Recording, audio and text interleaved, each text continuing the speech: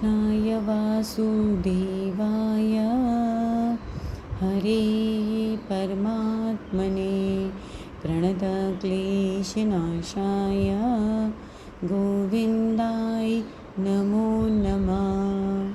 हरे कृष्णा। आप सभी का स्वागत है मेरे इस YouTube चैनल में राधे राधे कृष्णा। तो आज हम स्मरण करेंगे पुरुषोत्तम मास में द्वादश अध्याय, जिसे कहते हैं 12वां अध्याय। तो चलिए आज स्मरण करते हैं द्वादश अध्याय का। नारद जी बोले, जब भगवान शिव चले गए तब शोकता से उस बाला ने क्या किया। श्री नारायण बोले, इस प्रकार श्री कृष्ण से पांडुपुत्र युधिष्ठिर जी ने प्रश्न किया था। मैं तुमसे उसका संवाद कहता हूँ, सुनिए। श्री कृष्ण जी बोले, जब शिव जी चले गए तब हे राजुन, उस बाला का तेज नष्ट हो गया। इससे वह बहुत डर गई एवं ऊंचे ऊंचे श्वास लेने लगी और आंखों से आंसू गिरने लगे। उस तपस्विनी बाला के हृदय में अग्नि सी जलने लगी, अंग प्रत्यंग में धड़कन सी होने लगी। अग्नि से जले पत्ते वाले बेल के समान वह झुलस गई। इस प्रकार कष्ट सहते सहते भगवान ने इसकी मृत्यु कर दी। सर्प जिस प्रकार बिल से निकलते ही चूहे को पकड़ निकल जाता है, उसी प्रकार उस तपस्विनी बाला को बालवन काल ने अपने वश में कर लिया। उसी समय धार्मिक राज्य यज्ञसेन द्रुपद यज्ञ की बहुत सी सामग्रियां एकत्र कर यज्ञ कर रहे थे। उन्हीं के यज्ञ करते हुए यज्ञ कुंड से वही बाला सोने के कांति वाली प्रकट हुई, जो कि राजुन द्रौपदी नाम से विख्यात हुई। जिस द्रुपद कन्या को मत्स्यवेद करके स्वयंवर में अनेक राजाओं भीष्म कर्णादि को निस्तेज करके अर्जुन ने प्राप्त किया था। कानों में शूल के समान असत्य वचन कहते हुए दुशासन ने जिस चूटियाँ पकड़कर खींचा था, हे राजुन, उस समय मैंने इसकी ओर ध्यान नहीं दिया था, क्योंकि इसने पुरुषोत्तम मास की अवहेलना की थी। किंतु जब प्रेम से मुझे बार बार पुकारा, हे गोविंद, हे गोपीजन को आनंद देने वाले, हे दीन बंधु दया के समुद्र, मैं इस दुष्ट दुशासन के हाथ में पड़ गई हूँ। हे प्रभु, क्या आपको क्या नहीं मालूम है।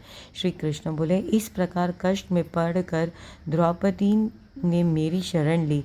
मैं चाहे उसे भुला चुका था, तब उसकी प्रार्थना सुनकर शीघ्र ही गरुड़ पर सवार होकर उस स्थान पर आया और उसे वस्त्रों से परिपूर्ण कर लज्जित होने से बचा लिया।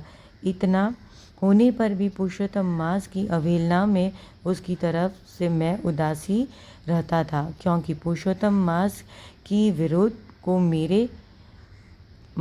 विरोधी को मैं गिरा देता हूँ। इसलिए जब आगामी पुरुषोत्तम मास की सेवा तुम करो, 14 वर्ष पूरा होने पर तुम्हारा कल्याण होगा। हे पांडुपुत्र, इस द्रौपदी के बाल जिन्होंने खींचे या देखे, मैं उन दुष्टों की स्त्रियों को केशहीन करूँगा। तुम दुर्योधनादि पापी राजियों को यमपुरी भेजकर शत्रुओं को दंड देकर स्वयं राजा होगे। जो मेरे प्यारे भक्तों को दुख देते हैं, वह नित्य ही मुझे दुखी देते हैं। मैं उन्हें दुष्ट की ओर देखता भी नहीं, उस समय उन्हें यमराज दंड देते। श्री नारायण बोले, श्री भगवान कृष्ण ने इस प्रकार द्रौपदी एवं पांडवों को समझाया और द्वारका जाने के इच्छुक से कहने लगे, हे राजुन, द्वारकावासी, मेरी विरह में व्याकुल में मैं आज ही द्वारका जा रहा हूँ। श्री नारायण बोले, इस प्रकार कहकर चलने को उद्गत देख कर गदगद हो पांडव बोले, हे जनार्दन, आप हमारे जीवन दाता है, आप हमारी रक्षा करें। हे जगतपते, हमें कहीं भुला न देना। हमारे चित्त रूपी भ्रमरों को अपने चरण कमलों में स्थान दो, वही हमारा जीवन है। आप ही हमारे आश्रय हो। पांडुपुत्र के सामने भगवान श्री कृष्ण प्रेम से भरे हुए रथ में धीरे धीरे बैठे। पांडव कुछ दूर उनके पीछे चले, जिन्हें श्री कृष्ण कुछ दूर जाने पर लौटा दिया और आप द्वारका चले गए। श्री नारायण बोले, श्री कृष्ण के द्वारका चले जाने पर राजा युधिष्ठिर तपस्या करते हुए तीर्थों में विचरने लगे। हे ब्राह्मणों, श्री भगवान के प्रिय पुरुषोत्तम मास में मन लगाकर भगवान श्री कृष्ण के वचनों को याद करके अपने भाइयों तथा द्रौपदी से बोले, हे भाइयों, आपने पुरुषोत्तम मास की महिमा तो सुनी ही है। पुरुषोत्तम की पूजा के बिना कैसे सुख प्राप्त हो सकता है। जिस वाणी ने पुरुषोत्तम पूज्य किया हो, वही भारतवर्ष धन्य है तथा श्रेष्ठ एवं पूज्य है। इसी प्रकार पांडवों ने सब तीर्थों में घूमते हुए पुरुषोत्तम मास आने पर उसका व्रत नियम पालन किया। अंत में भगवान कृष्ण से 14 वर्ष पूर्ण होने पर उन्होंने निष्कंटक राज्य प्राप्त किया। इससे प्रथम भी द्रुंधवा सूर्यवंशी राजा पुरुषोत्तम मास के व्रत के प्रभाव से बड़ी मुख्य समृद्धि, पुत्र पौत्रादि का अपूर्व सुख तथा अनेकों भोग कर बड़े बड़े योगियों को दुर्लभ भगवान के लोक को प्राप्त हुए। हे मुनि, इस मास का महत्व करोड़ों कल्प बीतने पर भी मुझ में कहने की सामर्थ्य नहीं है।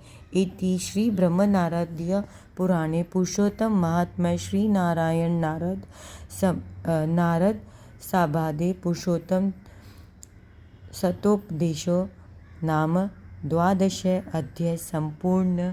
राधे राधे।